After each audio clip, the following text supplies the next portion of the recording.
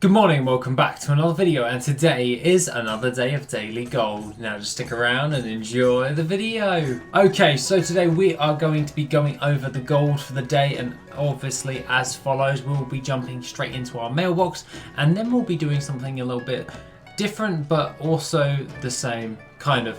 Let's get into the gold for the starters. Now that being the case, we have a healthy 179,582 gold.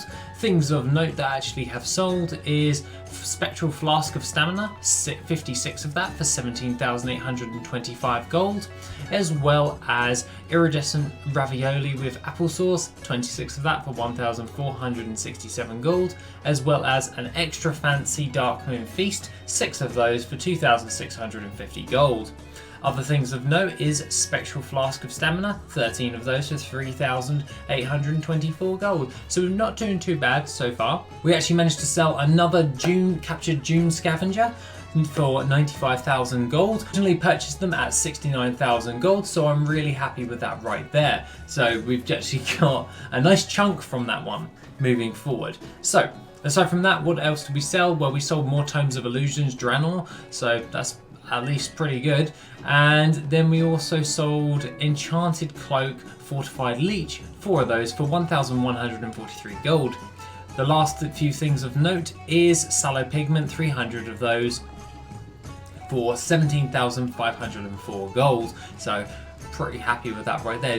The Dreamleaf farm seems to be looking quite well in the grand scheme of things. I'm quite happy with the way it's actually going so far. Now, aside from all of that, let's just jump into our last one, or well, last few. That is Spectral Flask of Stamina, once again, 10 of those for 3,198 gold, and Moonglow Ink, 103 of that for 2,936 gold. Other things of note, well, the last thing of note is the Reigns of the Tamed Blood Feaster, which is 23,750 gold. If you remember, we originally purchased this for 15,000 gold. And overall I could not be happier with the results, because it's nearly just like 1,250 away from like a 10,000 gold increase. But aside from all of that, really happy with the way things are going. We're actually selling some of these on for an actual decent profit, so I'm quite happy with the way it's actually persisting at this moment in time, as all of those BOE mounts that we bought out at the beginning is doing really well. So let's pull in all that gold right there. That's 179,582 gold. Overall, I could not be happy with the results. We are currently sat at 737,000 gold, and what we're actually going to be doing today is we're actually going to be going over crafted mounts once again. Yes, I've been actually monitoring the market since the release day, and obviously, if you well know beforehand, it wasn't that much of a good return, so to speak.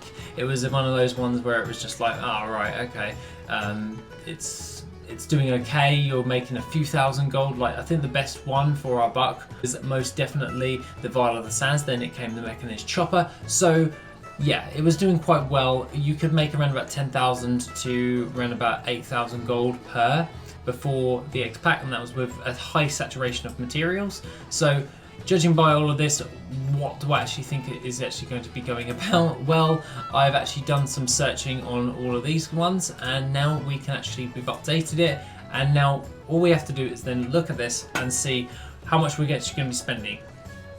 Now, I craft them in batches of 5. This is so I can get the most out of my procs and all that stuff. You can always increase that if you so wish, but I don't want to put a heavy gold amount. I feel 5 is just enough in order to keep them supplied on the auction house long enough, and then I don't have to worry.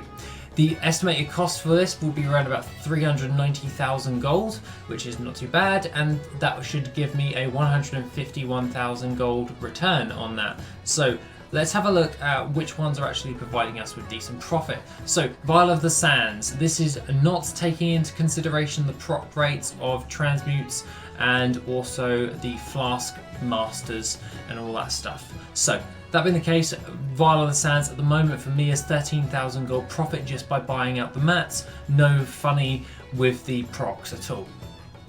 Same as goes with the Mechanized Chopper, which is roughly around about 16,000 gold per Mechanized Chopper, so that's pretty damn good as well. So I'm really happy with that moving forward, because these are high selling mounts. The Vial of Sands sells at a 0.12, so that's pretty good. And also the Mechanized Chopper is one of those ones where it tends to kind of sell every now and then, but this one's more of a long game, hence why it has a decent profit. But aside from that, the sell rate on it is 0.09. Now, I could probably sell one a week, judging by the sell rate, but I know for a fact on this realm, I can usually sell around about 2 per week. So it's just a case of learning your markets and knowing which ones will sell and then adjusting your production accordingly. Now, I did think about doing all of the other mounts like Panthers. Like, Panthers would be good. Panthers have gone up in price like crazy, and that means I could actually sell the Jeweled Onyx Panther. This one has a sell rate of 0.05 and it can give me a 13,000 gold profit on top of that, as well as the Ruby Panther. The Panther mounts have gone up in price. For some reason, it's just blown up in price at the moment. They used to be around about 25,000 gold. They're now at like 10,000 gold more. This one, the Ruby Panther, is now at 34,000 gold for that one, so that's really good to see like Panther mounts actually coming up, because if you check my accounting, my last ones that I ever sold was at like 24,000 gold, which is like next to no profit. You literally have to do so many transmutes and get so many of those procs in order to make yourself a profit through multiple of those mounts.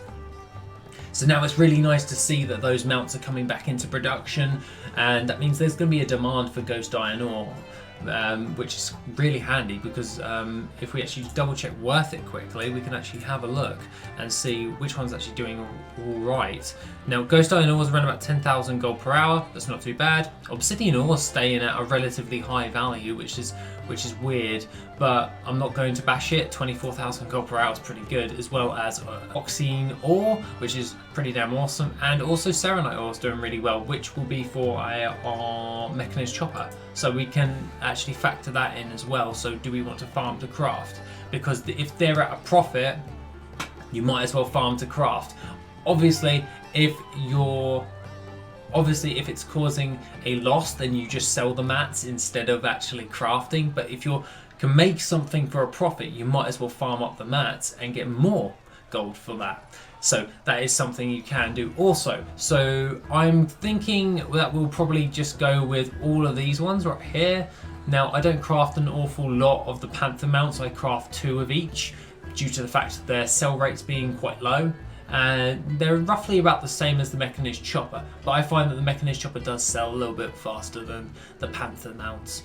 Jeweled Onyx Panther is obviously the least selling one according to TSM at 0.05, so that's something I need to take into consideration, because that's a hefty amount of gold to actually invest in that mount. Now, aside from all of that, I think what we'll do is we'll just click off of dual crafting for the time being. We want to get our main money makers done first, and then whatever remaining gold we have, we'll then invest that into mounts. But I wanted to get my mount production set back up again, because that was pulling in some decent regular steady gold throughout the pre-patch, and now I want to get that back up and running again, because we were making really decent gold for all that, as well as utilizing our transmutation master and also our elixir master.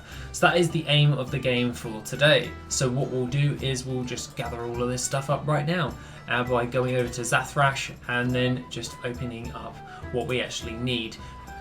So judging by that, we'll need a load of this stuff right here, and overall this won't cost us all that much to actually send over to Zathrash in order to do. The only thing I must say for instance is anything which is the volatiles for the Vial of the Sands and the Pyrium bars, they're going to have to be bought and sent over to Balthorg, due to the fact that he's the transmute master of my true gold. So if I get any procs, that will go over towards him, and and also my elixir master, which is for my flasks of titanic strength and also my flasks of winds, I will send that over to Zathrash directly, because he's my elixir master for any additional procs. Obviously, albino cavefish to deepstone oil is a 50% increase.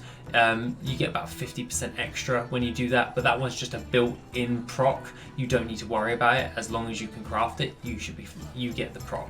So that's kind of nice to actually know. Now, aside from all of that, guys, that is pretty much all I have to say for today. I've got quite a bit to do. I've got to do my Merry Supply dailies, as well as get back into the swing of things with my crafted production, as that does net me and has netted me throughout the last few years, really. Some really steady gold, so we want to get that steady gold coming back in with crafted mounts. Aside from all of that, guys, that is pretty much all I have to say for today. Take it easy, and I shall see you in the next video, which will be tomorrow. If you want to support the channel and help make the channel even better, then why not check out the Patreon? Members get additional info, gold making resources, and Patreon specific content. The link is located in the description down below. Thank you and have an awesome day.